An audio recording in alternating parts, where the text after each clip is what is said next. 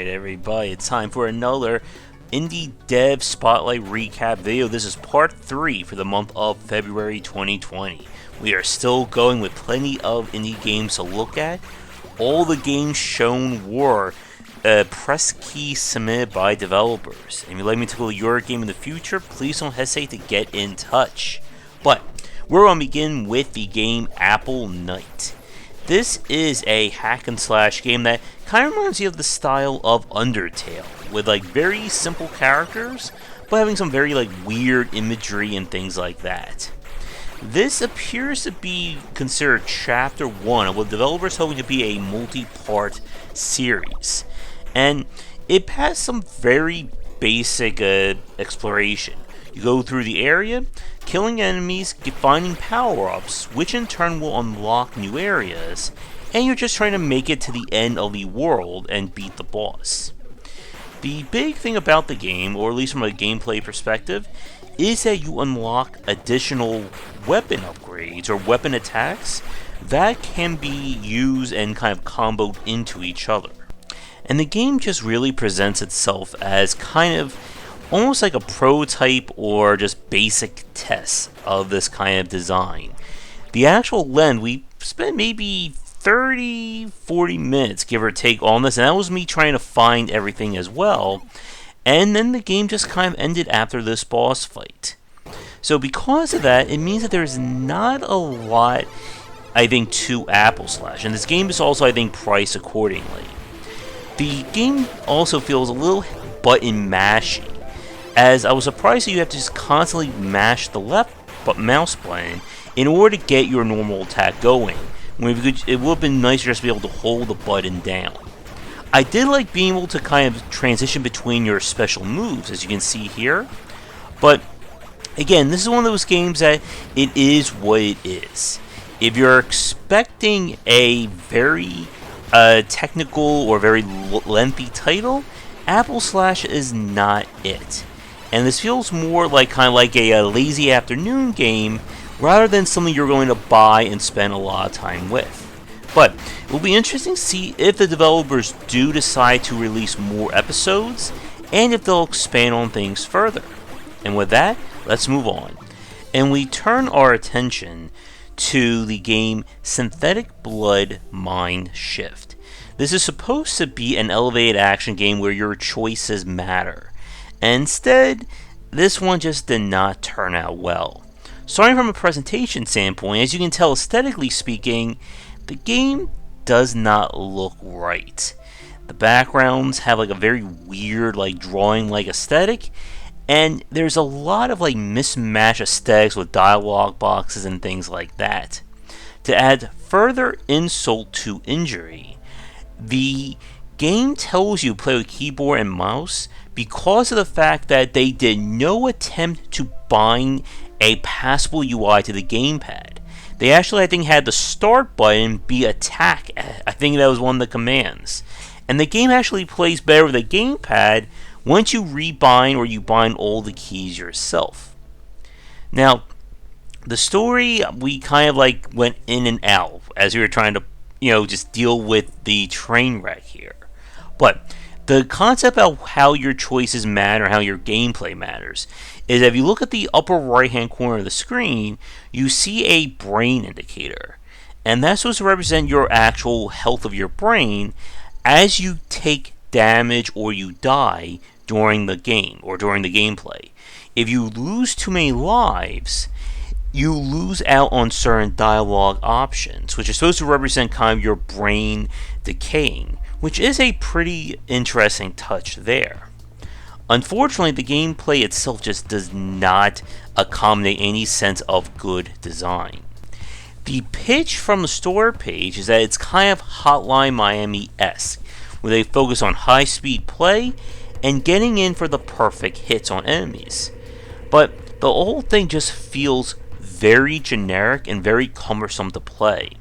You have one basic attack and a kind of dodge. You can also reflect bullets back at enemies. And as you can see, not much is really happening in terms of the level design and just the general play itself. There is a hardcore mode where you have even less lives to deal with, but nothing about the game really was motivating me to keep playing. There are kind of quote-unquote moral choices where you decide to let somebody live or die, and the game boasts having an expansive story and multiple endings. But the presentation issues and just general lack of really good playability with it is going to make this a very hard sell for people unless you are really, really dying for another action game. And unfortunately, with all the games that we've played, this one just was not doing it for me. And with that, we're going to move on to another weird title. And that is the game Bloody Trains. This is one of those games that feels like it was designed to be confusing for the sake of confusion, and kind of like almost like a YouTuber or streamer bait in that regard. For those of you who remember that game that we played, I think it was called The Last Express, there's a whole sub-game about you having to maintain and keep people alive with limited resources. And Bloody Train seems to be the weirder, expanded version of that. Each level of the game has you transporting passengers from one spot to the other while making sure they stay alive. And there are a lot of problems right off the bat. The game, again, goes for just being confusing for the sake of it, with a lot of weird stuff happening, and you're kind of left to try and figure out what the game expects you to do. It makes use of its own symbology, and this is one of those games that it just did not, I think, really work for me. Yes, the aesthetic is weird, and there's some crazy things going on, but for the most part, it's a game that is just figure out what you're supposed to be doing, and then just kind of repeat that again and again. From what it looked like, the further you played, they throw in more things to keep track of, like temperature, hunger, caffeine, bomb disposal, crazy things like that. And this is one of those games where I feel like the novelty of it quickly wears off, and you're either going to be all in to play it, or you're just going to stop playing after about, I think we spend like 5-10 minutes on this one. And again, there's not really much else to it. Again, I'm not a fan of games that try to be mysterious at a way of trying to make it seem deep. Instead, it just feels like a confusing game that, again, once you figure it out, there's not much else to it, really. And with that, let's move on. And we turn to a game that I really did enjoy. This is Space Gladiators, Escape from Tartarus. This is an early access game that kind of builds itself as a Binding of Isaac by way of Hollow Knight. And those are two very good games to draw inspiration from. And the general concept is that each area is procedurally generated, built out of handmade rooms. You choose a gladiator, each one having starting stats, abilities, and so on and so forth, and you have to run through the areas. As with the Binding of Isaac, you'll find new items, weapons, perks, etc. that can add to your stats. And the game features stats like technology, health, and other ones, and those will influence the abilities of certain weapons or options. Similar to Hollow Knight, a big point about this game is the mobility. You'll have a dash, and you can also attack enemies with a downward slash in the air to bounce off of them. And chaining that is a very big point about surviving in this game. If you die, your collected experience will be used to unlock new items and abilities that can show up in subsequent runs. And just like in the Binding of Isaac, doing really well in a play will unlock achievements that in turn will give you more stuff, as you can see right there. And the game definitely has a good feel to it. The various items and modifiers you get all create a lot of variance in these runs. You could go for a kind of pet heavy build. You could go for less health but more damage, more defense but less damage, and the various sub-weapons you can get give you varying utilities. You can get long range, short range, and you're constantly having to adapt to what the game throws at you, and this is compounded with the focus on mobility and platforming, similar to Hollow Knight itself. And at the moment, the game is built, or at least the overall playthrough, is 3 biomes, and then you can unlock kind of the full run, which is go through everything from start to finish, similar to the Biome of Isaac, on a single life. And like I said, there are additional character unlocks that we did not get a chance to play on stream or with the footage that you see here. And I really like this game. There's a lot of potential here for another action-focused roguelike, especially if they can do more in terms of events and giving the player more reasons to replay the previous biomes. Now, you probably noticed that a lot of the items that you find don't change your character model, and I'm wondering if there will be more of that from an aesthetic standpoint. But overall, I think this is definitely one to keep an eye out on when it goes through its early access. And if you are looking for another action-heavy roguelike, give this one a check. The only, I think, real nitpick that I have of the game is that the bosses feel very bullet spongy at the moment. And this is compounded by the fact that the enemies themselves can kind of all like move in like their same model, which makes it very hard to pick out individual enemies while they can all attack you at the same time.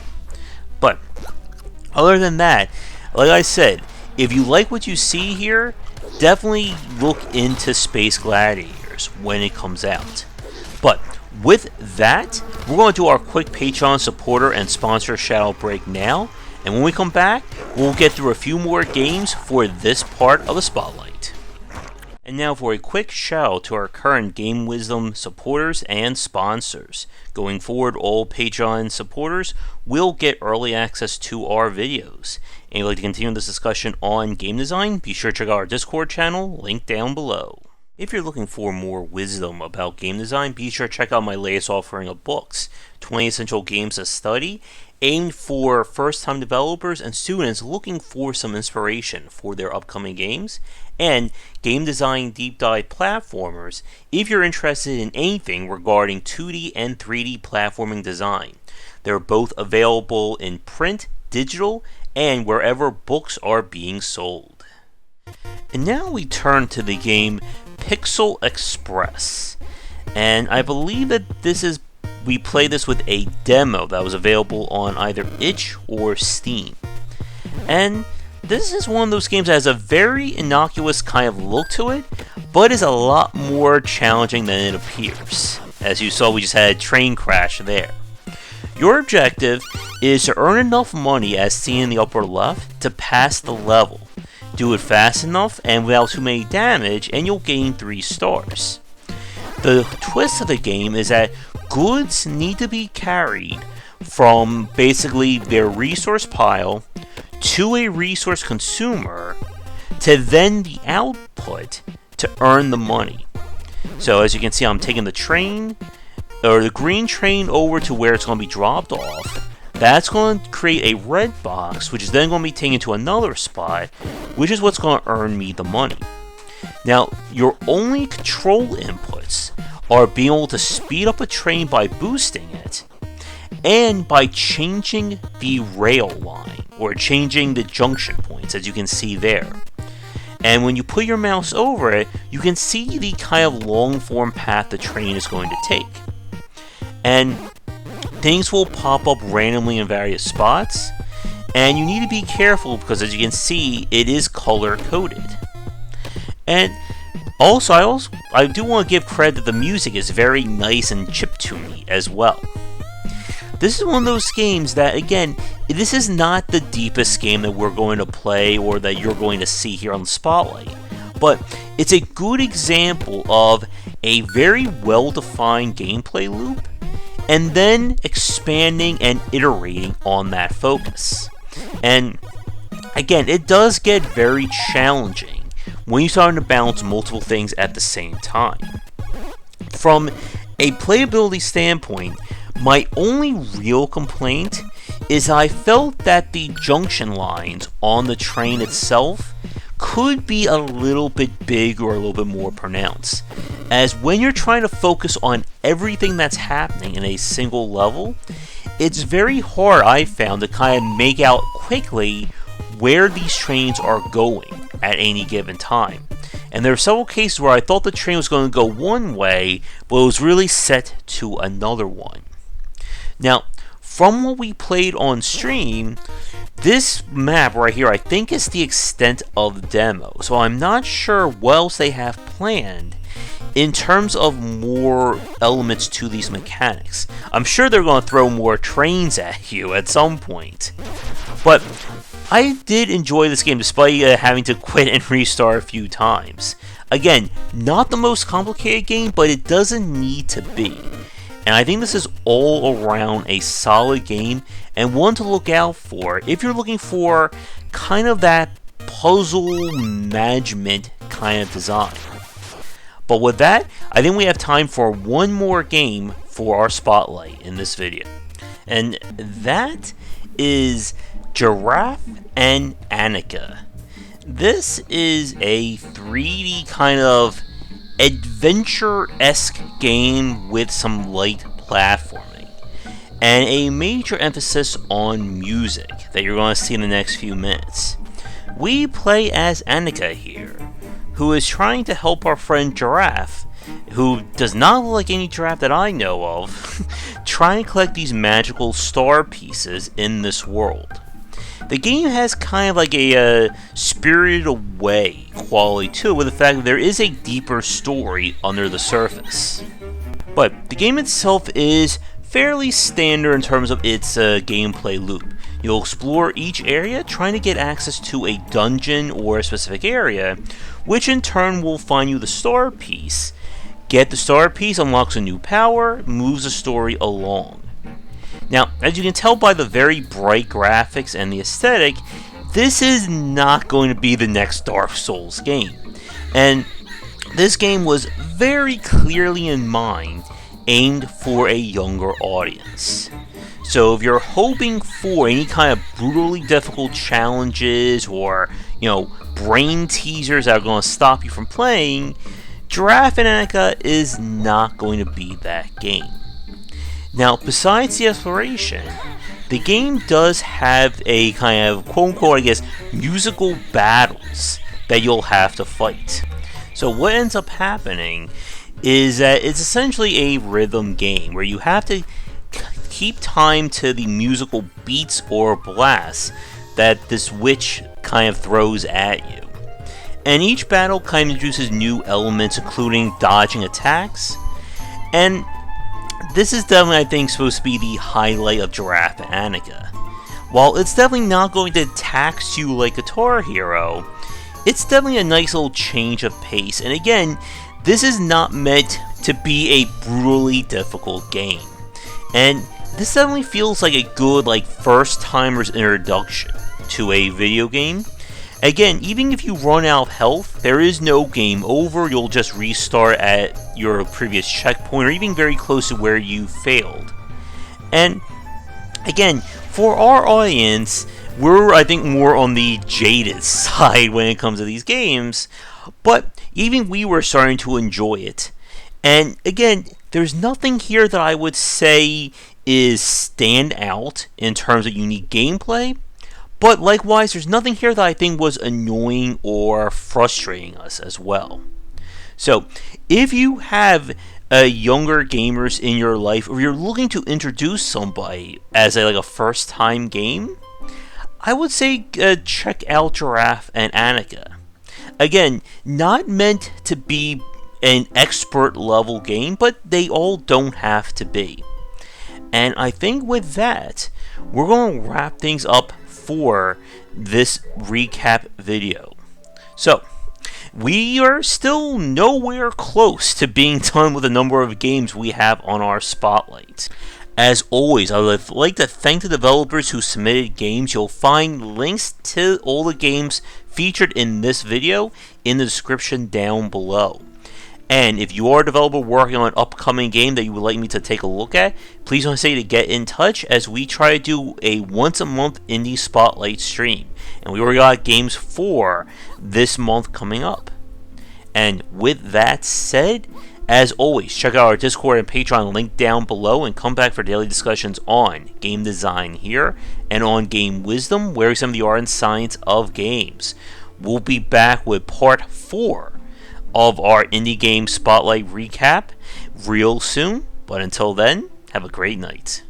Thanks for watching the video. If you enjoy things, be sure to do all the liking and subscribing that the kids are doing these days. Check out our Discord channel link down below where we hang out and chat game design, and come back later tonight for our regular streamings. But that's it, and tune in for more great content here and on Game Wisdom, where we examine the art and science of games.